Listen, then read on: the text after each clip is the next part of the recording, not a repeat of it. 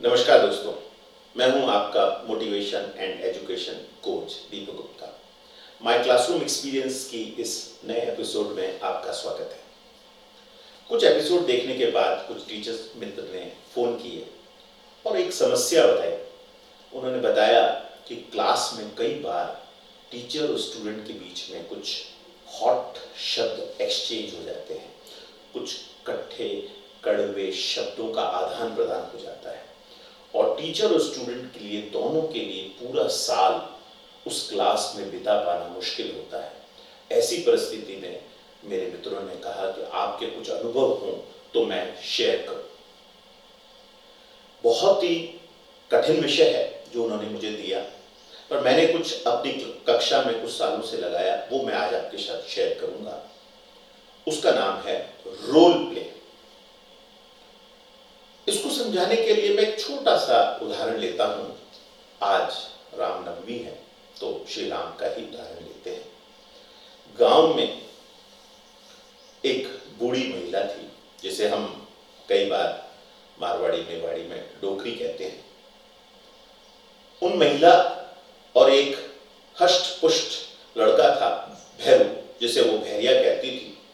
वो हरदम उसके झोपड़ी के आसपास आ जाता था, उसकी अचार की भरियां फोड़ देता था, उसके पापड़ खराब कर देता था, उसके बाहर नींबू तोड़ लेता था। और जब भी आती थी वो डोकरी माँ उसको लाठी लेकर भगाती थी, भैरिया कहती थी और उसको बिल्कुल पसंद नहीं करती थी। बट दशहरे के पहले जब झांकी निकलती थी श्री राम की, तो भैरू चूंकि हष्ट पुष्ट था, अच्छे बदन का था, उसे हरदम राम का रोल मिलता था। वो हरदम तीर धनुष बाण लेकर रथ में विराजमान होकर राम की भूमिका निभाते थे। और वह बूढ़ी अम्मा ये जानती थी कि जो रथ पे बैठा है वह भैरिया है, फिर भी जाकर उनके पांव छूती थी।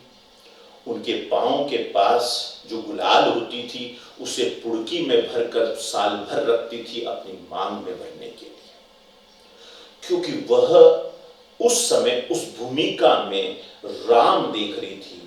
और दूसरे दिन वापस वही भैरिया को लाठी लेकर भगाती थी।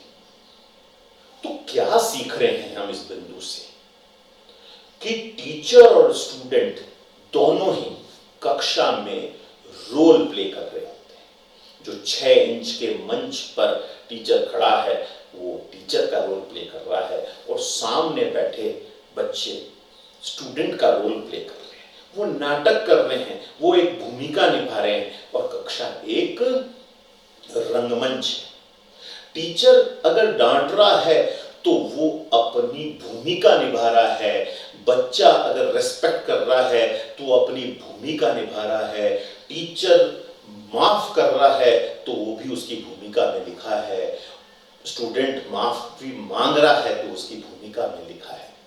बट जैसे ही स्टेज बदलता है, बाहर जाते हैं, दोनों को अपना रंगमंच बदलते समय अपनी भूमिका चेंज कर लेनी चाहिए। आज टीचर ने डांटा, वो स्क्रिप्ट में लिखा हुआ था। आज स्टूडेंट ने माफी मांगी, वो स्क्रिप्ट में लिखा हुआ था। पर बाहर मंच बदल गया, स्क्रिप्ट बदल गई, उनमें उनको ख्याल ही नहीं आना चाहिए। एक छोटा सा उदाहरण और लेता हूं। रंगमंच पे नाटक होता है गांव में, रंगमंच पे राम और रावण लड़ रहे थे। दोनों एक दूसरे पे बाण चला रहे थे। ब्रेक हुआ, दोनों बाहर गए और दोनों पान की दुकान पे बीड़ी पी रहे थे। अब आप जरा सा सीन को बदलकर सोचें, अगर वो दोनों राम और रावण रंगमंच पे बीड़ी पी रहे होते और पान की दुकान पर लड़ रहे होते, उन दोनों का रिस्पेक्ट खत्म हो जाता। बस यही है कि रंगमंच रोल की भूमिका निभानी है। अगर स्टूडेंट और टीचर दोनों रोल निभा पाए, हर स्टूडेंट को, हर टीचर को समझना है कि वह एक साथ कई रोल करता है। वह एक भाई का करता है, बहन का करता है, वह एक पिता का करता है, वह एक बेटे का करता है। हर समय स्टूडेंट को भी समझना चाहिए, जब वो अपने छोटे भाई को पढ़ा रहा हो, छोटी बहन को पढ़ा रहा हो, तब उस समय उसको समझना है कि वह भी एक टीचर की भूमिका निभा रहा है।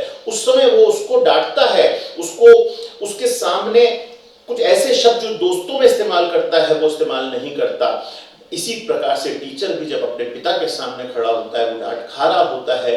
तो ये सब रंगमंच की भूमिका है। मुझे लगता है कि अगर हम इस भूमिका को निभा पाते हैं, हर समय अपने दिमाग में रख पाते हैं कि हम एक भूमिका निभा रहे हैं, तो मुझे लगता है कि ये समस्या का हम निदान पा पाएंगे। आप जरूर कमेंट कीजिएगा कि ये कैसा लगा। धन्यवाद।